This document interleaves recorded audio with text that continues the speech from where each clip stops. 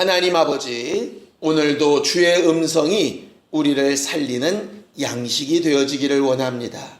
전하는 자도 듣는 자도 한 성령으로 평강이 있게 하여 주셔서 주의 말씀이 우리 안에 들어와 마음껏 역사하며 우리의 삶에 열매를 맺게 하여 주시옵소서.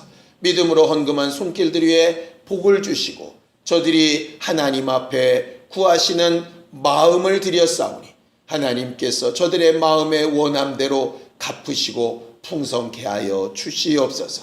예수님의 이름으로 기도하였습니다. 아멘. 하나님의 말씀은 누가복음 22장 54절에서 62절까지 말씀을 함께 같이 합독하겠습니다.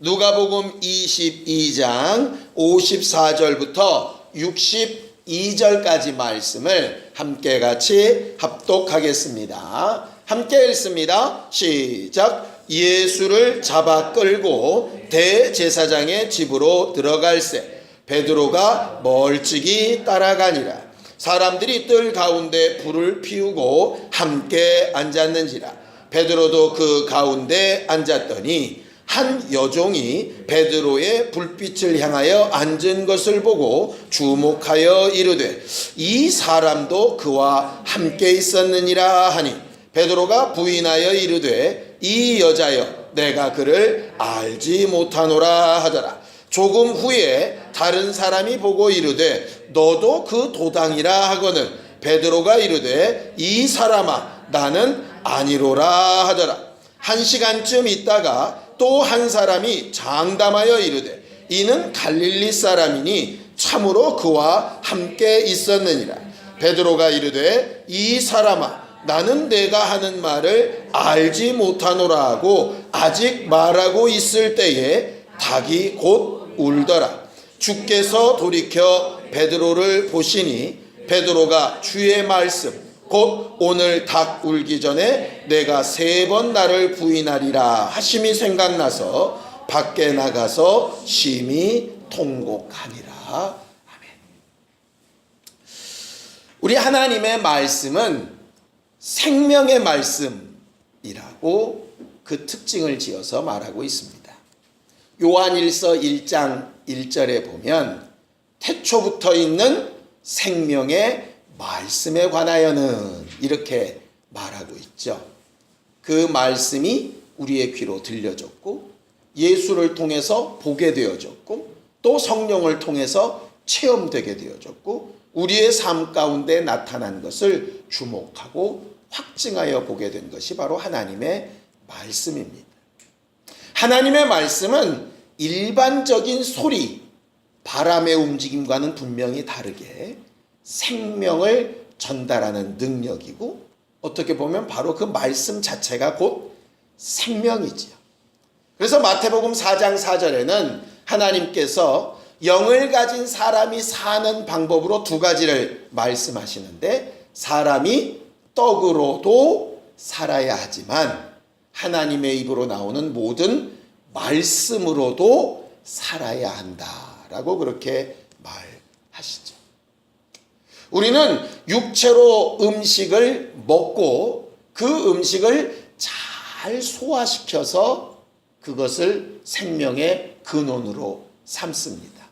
근데 아무리 육체로 밥을 많이 먹고 고기를 많이 먹고 좋은 약을 많이 먹어서 육체가 잘 흡수되었다 할지라도 그렇게 먹은 음식이 우리의 지적 능력을 키워주거나 마음을 넓게 하거나 우리가 세상을 살아가는데 지혜를 주는 것은 아니죠.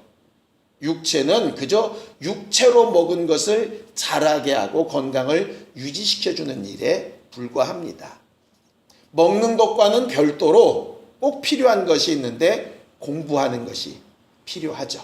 그래서 듣든지 보든지 어찌하든지 간에 지식을 이렇게 습득하는 것이 필요합니다. 마치 음식을 먹고 소화를 시켜야 내 것이 되는 것처럼 이 지식이라고 하는 것도 들어와서 이해가 되어야 내 것이 되죠. 우리가 수없이 많은 말과 소식들을 들어도 내 안에 이해가 되지 않으면, 받아들여지지 않으면 한쪽 귀로 들어왔다 한쪽 귀로 흘러나가지 않습니까? 그러니 똑같은 돈을 들여서 똑같은 장소에 똑같은 선생님에게 수업을 받아도 아이들의 성적이 차이가 나는 이유가 그것 때문이잖아요.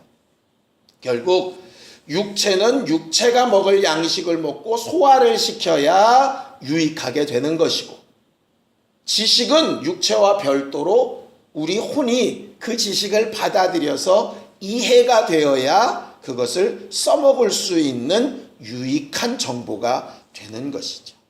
똑같이 육체가 먹는 양식과는 별도로, 우리 혼이 받아들여야 되는 지식과는 별도로 우리 영이 살기 위해서 받아야 할 양식이 있는데 그게 바로 말씀이에요. 그럼 육체의 양식은 소화시켜야 되고 혼의 지식은 이해를 시켜야 되는데, 영의 양식인 말씀은 어떻게 해야 내게 유익이 될까? 성경은 딱 한마디로 얘기합니다. 말씀은 순종되어야 유익이 되는 거예요. 마치 음식이 소화되어야 하듯이, 지식이 이해되어야 하듯이 영의 양식인 말씀은 순종되어야 하는 것이에요. 그래서 예수께서 요한복음 6장 63절에 이렇게 말씀하시죠. 살리는 것은 영이니 육은 무익하다 하셔서, 이 말은 육체는 아무것도 아니란 얘기가 아니에요. 살리는 말씀은 영을 살리는 말씀이고 육체를 위해서는 육체의 일이 필요하다는 거예요. 육체가 영의 말씀을 다 담을 수는 없는 거예요. 그런데 그 육체가 언제 쓰이는 것이냐? 내가 너희에게 이른 말이 영이요 생명이라 하셔서, 이 말씀이 너희 육체를 통하여 움직여지기 시작하면 영혼에는 양식이 되는 것이죠. 육체가 담고 있는 말씀이 아니라 육체는 순종하여서 영혼을 유익하고 건강하게 하는 말씀이라는 뜻이에요. 그래서 그 말씀을 아는 것은 굉장히 중요하고, 마치 육체로 밥을 먹듯이, 마치 혼으로 공부를 하듯이 하나님의 말씀이 순종되어지는 것은 생명을 살리고 유익하는 일에 굉장히 중요한 부분이지요. 그런데 문제가 뭐냐? 이렇게 하나님의 말씀이 우리에게 들려와서 순종이 되려면 가장 중요한 기능을 하는 열쇠가 뭐냐 하면 생각이라고 하는 것이에요. 생각. 근데 꼭 영의 말씀만의 문제가 아닙니다. 아무리 좋은 음식을 차려놔도 내 생각이 먹기 싫다 하면 안 먹어져요. 아무리 훌륭한 선생님의 수업을 들어도 내 생각이 듣기 싫다 하면 안 들려지게 되어져 있어요. 똑같이 하나님의 말씀도 일단은 내 생각이 바뀌어야 순종이 되는데, 문제는 이 생각이 그렇게 쉽게 잘 안 바뀐다는 거죠. 성경을 좀 볼까요? 예레미야서 6장 19절입니다. 예레미야서 6장 19절입니다. 함께 읽겠습니다. 예레미야서 6장 19절입니다. 함께 읽겠습니다. 시작. 땅이여 들으라. 내가 이 백성에게 재앙을 내리리니 이것이 그들의 생각의 결과라. 그들이 내 말을 듣지 아니하며 내 율법을 거절하였음이니라 그랬어요. 하나님의 생각과 하나님의 율법은 그들의 영혼을 살리기 위한 양식으로 주신 것입니다.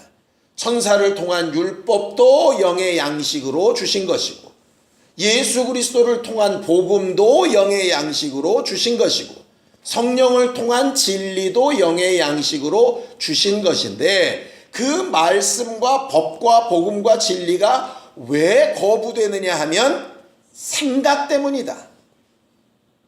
그 생각의 결과로 그들의 삶이 재앙이 되기도 하고 생명이 되기도 한다.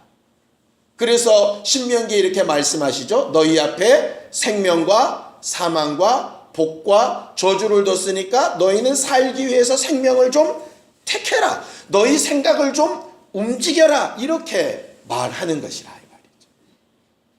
결국 신앙생활은요, 귀로 듣고 몸으로 순종하는 일이 맞는데, 귀로 듣고 몸으로 순종하는 사이에 가장 중요한 하나가 뭐냐면 바로 생각이에요. 우리가 흔히 은혜 받았다, 내가 이렇게 살아야지 결단하는 것이 바로 그 생각입니다. 도대체 뭔 말을 하는 거야? 못 들어주겠다. 이것도 생각이 하는 거예요. 그러니 가만히 보면 영적 전쟁터는 분명 우리 환경일 수도 있고 육체일 수도 있고 뭐 영혼일 수도 있는데, 가장 아주 치열한 영적 전쟁터가 어딘가 봤더니 생각이에요. 요한복음에 보면 가룟 유다가 예수를 팔 때 마귀가 했던 일을 이렇게 기록하고 있는 거 아시죠? 마귀가 가룟 유다에게 예수 팔려는 생각을 넣었더라 그랬어요. 결과적으로 영적 존재들은 우리의 귀의 음성을 들려주는 것보다는 마음에 생각을 갖다 집어넣어 주려고 막 해요. 하나님의 말씀도 우리의 마음에 생각을 지배하려고 하시는 것이죠.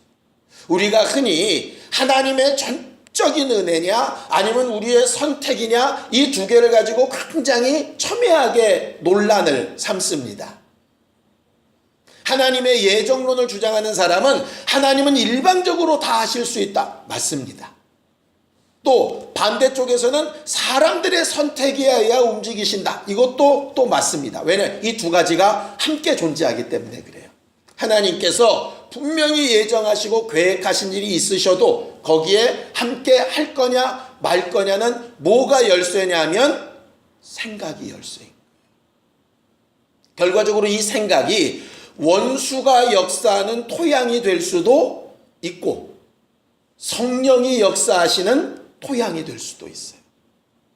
원수가 미워하는 생각, 저주하는 생각, 두려운 생각, 불안한 생각, 근심하는 생각을 막 갖다 밀어넣어줘서 그걸로 가득 차면 아무리 대단한 말씀을 들어도, 아무리 대단한 역사를 봐도, 아무리 엄청난 은사를 체험해도 그 생각이 거기 머물러 버리면 마치 썩어버린 것과 같아요.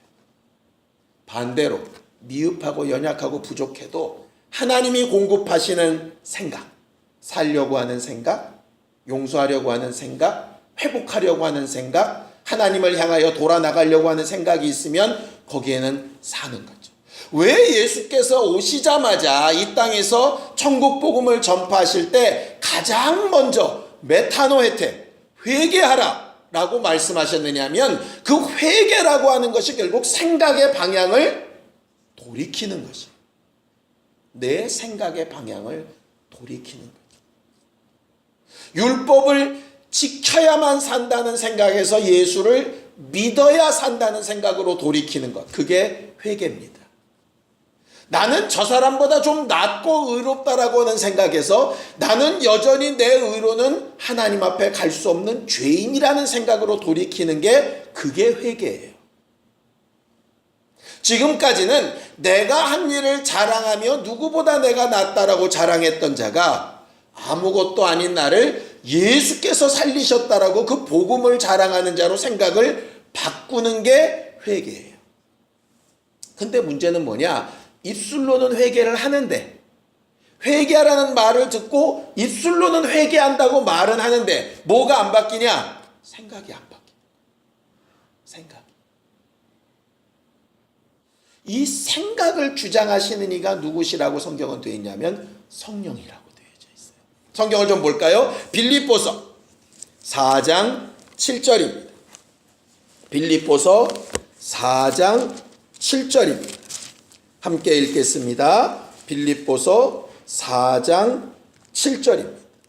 함께 읽겠습니다. 시작. 그리하면 모든 지각에 뛰어난 하나님의 평강이 그리스도 예수 안에서 너희 마음과 생각을 지키시리라 그랬어요. 거기 보면 그리하면 이렇게 되어 있죠. 그리하면이 뭡니까? 그 바로 앞절입니다. 6절입니다. 시작. 아무것도 염려하지 말고 다만 모든 일에 기도와 간구로 너희 구할 것을 감사함으로 하나님께 아뢰라 그랬어요. 이 말은 뭐냐면요, 참 재미있는데요. 원래 정상적인 방법은 말씀을 듣고 내 생각이 변해서 육체가 따라가는 게 정상적인 수순인데, 이게 사람이 그게 잘 안 되는 거예요. 왜냐? 아까도 말씀드린 것처럼 원수가 있어서 계속 내 생각을 공격하니까 정상적인 루트에서 중간에 전선 끊어진 것처럼 툭 끊어먹는다 이 말이에요. 그런데 성령은 어떻게 역사하시느냐? 혹 아직 내 마음까지는 100% 바뀌지 않았을지라도 말씀을 듣고 아무것도 염려하지 말라 하셨으니까, 너희 구할 것이 아직 오지 않았어도 감사함으로 아뢰라고 하셨으니까 먼저 움직이기 시작하면 그렇게 방해받는 네 마음과 생각도 성령이 평강으로 도와주시겠다는 거예요. 반대죠. 그러니까 우리는 흔히 이렇게 얘기하지 않습니까? 너희가 예수를 믿고 회개하여 침례를 받으라. 그러면 성령을 선물로 주시겠다. 이게 정상적인 코스죠. 그런데 고넬료의 집은 뒤집어졌지 않습니까? 말씀을 듣고 회개하여 침례를 받기도 전에 성령부터 먼저 받았어요. 그러니까 이들이 성령 받았으니 무슨 침례 주기를 그 말이요 하고 주잖아요. 결국 순서가 정상적으로 흘러가는 경우도 있지만 그것이 어려울 때에는 반대의 경우도 성립을 한다는 거예요.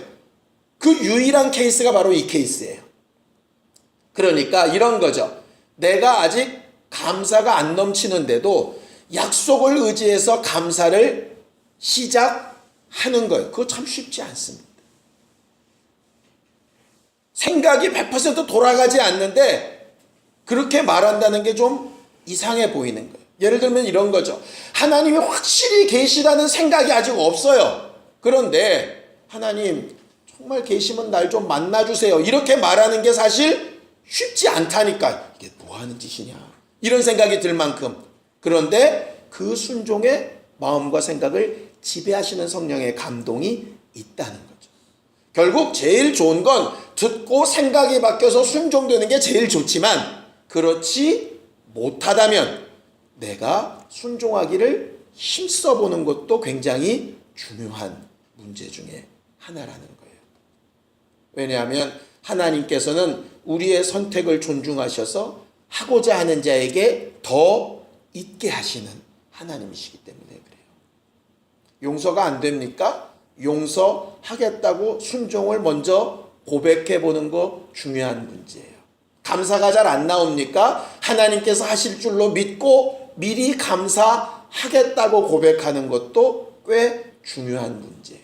아직도 여전히 몸이 아픕니까? 하나님께서 나를 치료하셨다고 하시니 내가 믿고 정말 그것을 의지합니다 라고 고백하는 거 굉장히 중요한 문제예요. 아무 해결될 문제가 눈앞에 보이지 않습니까? 하나님께서 모든 것을 내게 맡기라 하신 말씀에 의지해서 내가 기도했으니 하나님께서 가장 합력하여 선을 이루실 길로 역사하실 줄 믿고 감사하다고 고백하는 것 중요한 문제죠. 믿지 않는 이들의 입장에서 보면 미쳤다고 생각할지도 모릅니다.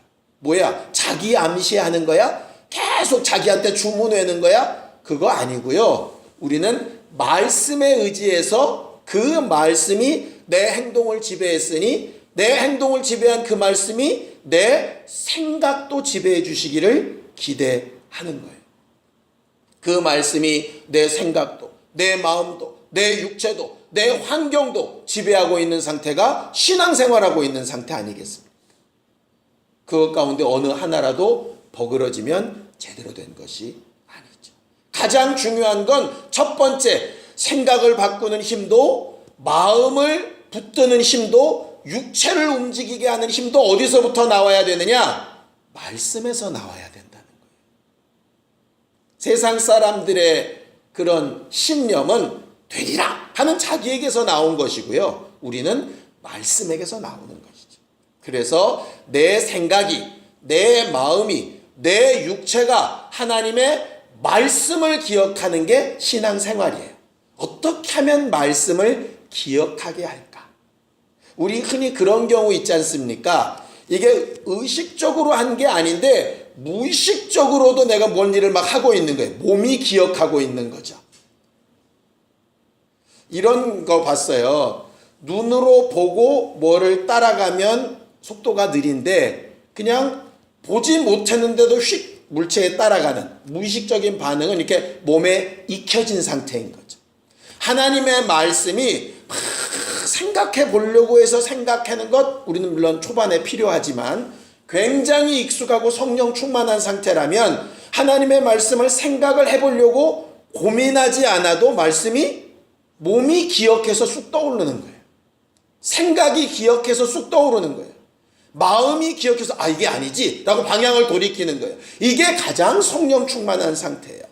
지난 수련회 때 성령 충만을 구하는데 성령 충만을 구하면서도 성령 충만이 도대체 뭔지가 잘 정확하게 정의되지 않을 때가 있다고 말씀드렸죠. 제가 생각하는 성령 충만은 뭐냐면요, 뭘 선택하든 결정하든 판단하든 움직이든 간에 거의 무의식적으로 내 안에서 하나님의 말씀이 그냥 터지고 올라오는 거예요.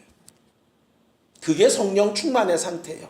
하나님 어떤 말씀을 따라갈까 이걸 고민하지 않았는데 그냥 말씀이 먼저 움직이기 시작하는 거예요.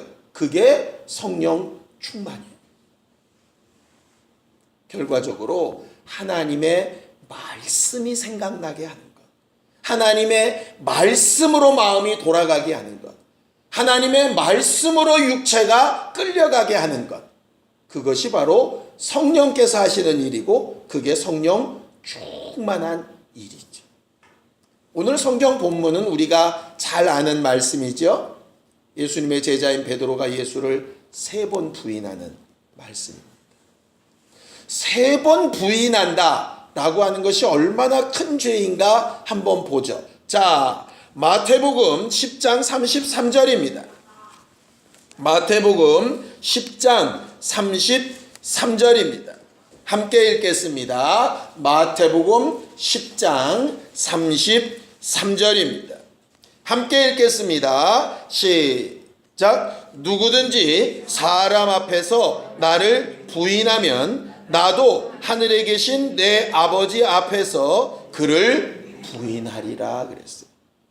우리는 예수 부인하면 안 된다, 예수 부인하면 구원받지 못한다 이런 말들을 많이 하는데요. 그 근거 구절이 뭐냐면 바로 이 구절입니다. 너희가 사람 앞에서 나를 부인하면 나도 하나님 앞에서 너희를 부인하겠다 예요. 근데요, 우리는 하나님의 말씀을 볼 때 좀 위협이나 협박으로 듣는 경우들이 간혹 있는 것 같아요. 예를 들면 이런 겁니다. 베드로가 말씀이 생각났는데 어떤 말씀이 생각났다고 기록되어 있냐면 닭 울기 전에 3번 나를 부인하리라 하신 말씀이 생각났다 그랬어요.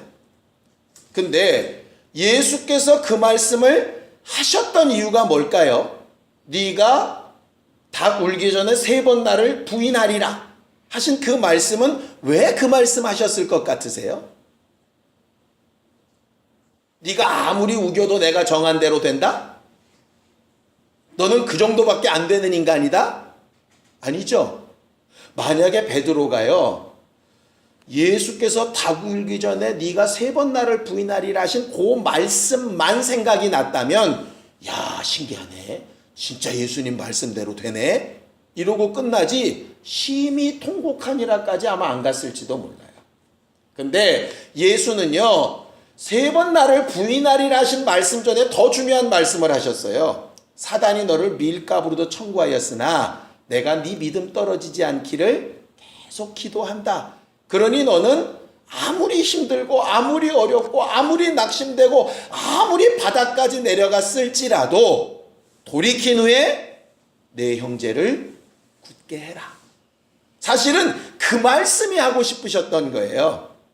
그 말씀. 그러니까 3번 나를 부인하리라는 말씀이 응답되기를 원하신 게 아니라 3번 나를 부인할지라도, 이렇게 따지면 베드로는 하나님 앞에서 3번 예수께 부인당해야 된다고 아까 말씀대로. 그런데 아까 마태복음이 있었던 그 10장 그 말씀 바로 앞에가 뭐냐면요. 사람들 앞에서 나를 시인하면 나는 시인하겠다 이 말씀이에요. 그러니까 부인하면 부인하리란 말씀을 하고 싶으셨던 게 아니고 시인하면 나도 시인하겠다는 말씀을 하고 싶으셨던 거예요. 그래서 예수께서 부활하시고 베드로한테 3번 물으시죠. 나를 사랑하냐고. 몇 번 시인하게 하세요?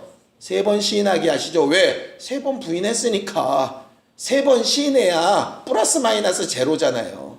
이제부터는 부인하지 말고 시인해 하는 거죠. 이 말을 또 오해해서 부인해도 한 번 시인하면 되는 거구나.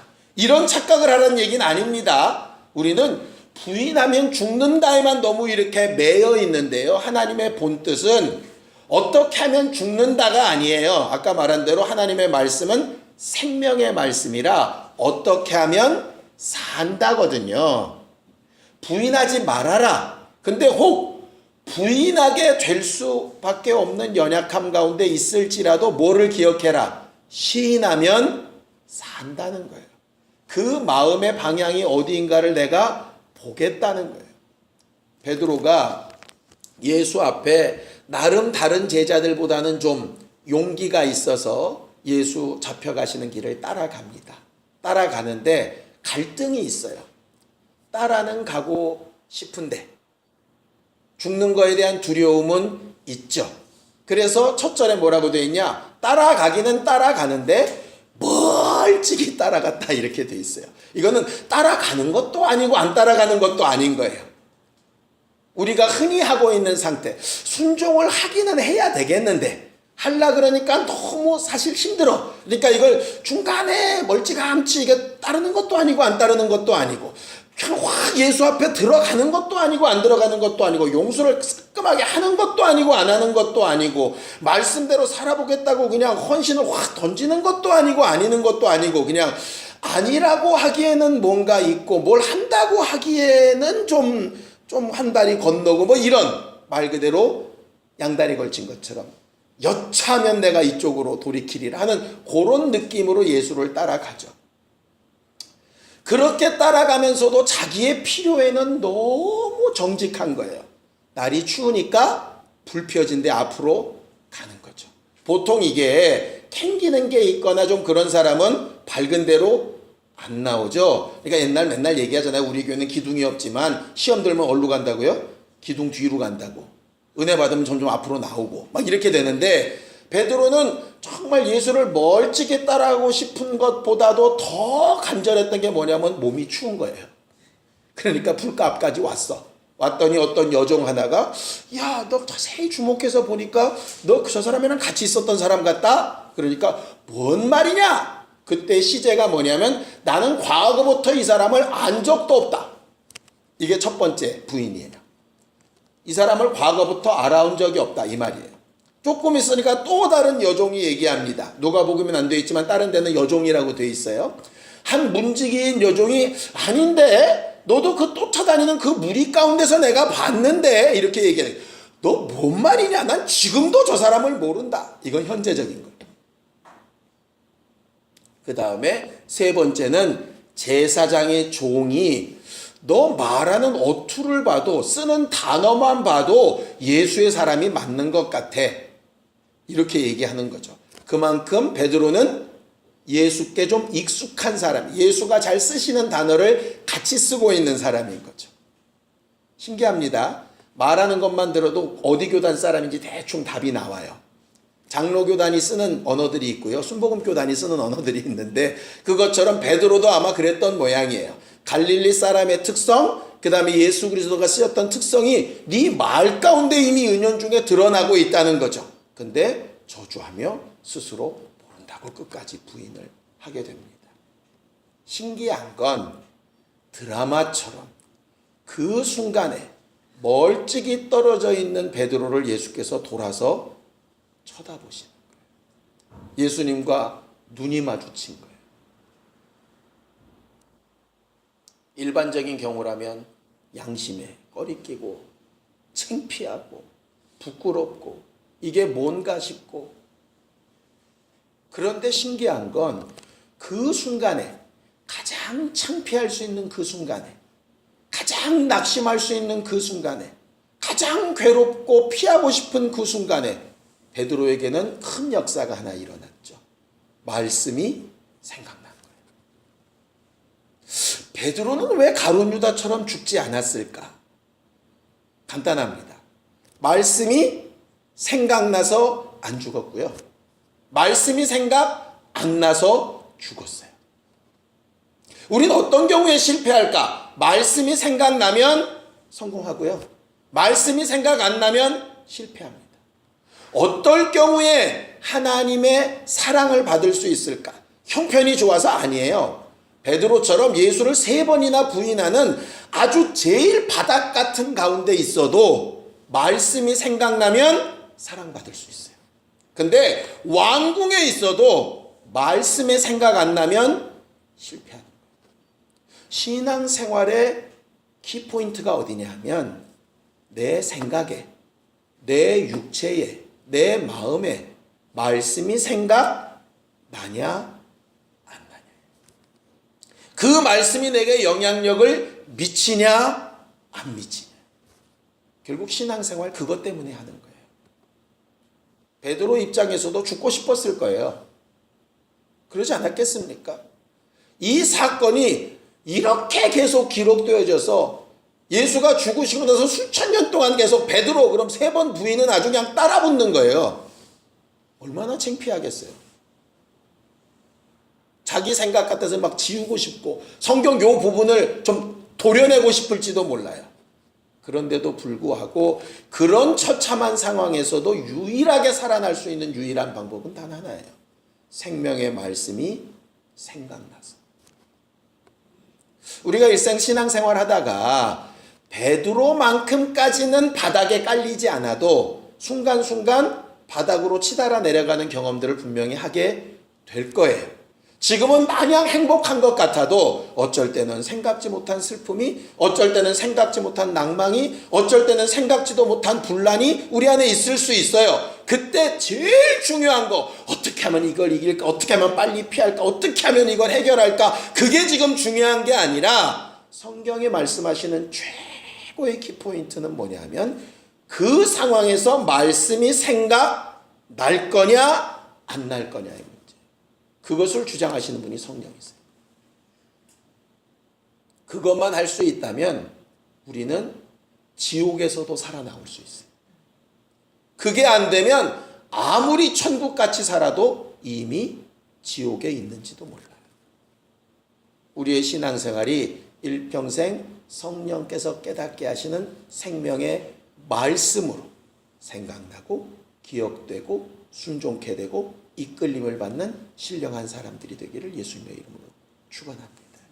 우리가 가져야 될 생각, 지극히 뛰어난, 모든 지각에 뛰어난, 모든 육체의 감각이나 지식이나 내 마음의 소원이나 내 감정을 다 초월하는 성령께서 주시는 평강이 우리의 마음과 생각을 말씀 안으로 확 사로잡아 가실 수 있도록 그런 성령 충만한 우리 모두가 다 되기를 예수님의 이름으로 축원합니다. 함께 같이 기도하겠습니다. 하나님 아버지, 우리는 어떤 상황, 환경, 형편 가운데서도 성령께서 주시는 지혜와 능력으로 말씀이 생각나는 영혼들이 되어지기 원합니다.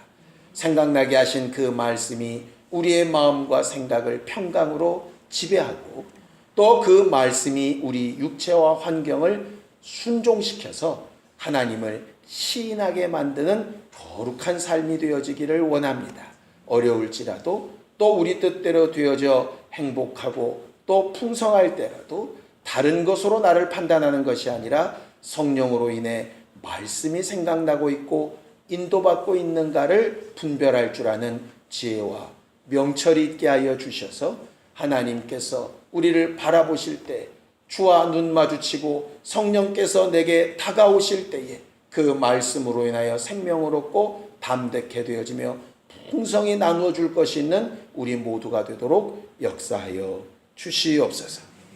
이제는 우리 주 예수 그리스도의 은혜와 하나님 아버지의 극진하신 사랑과 성령님의 감동하시고 역사하시는 분명한 증거가 주의 말씀이 늘 생각나기를 원하는 우리 모두 위에 이제부터 영원까지 함께 있을지어다. 아멘.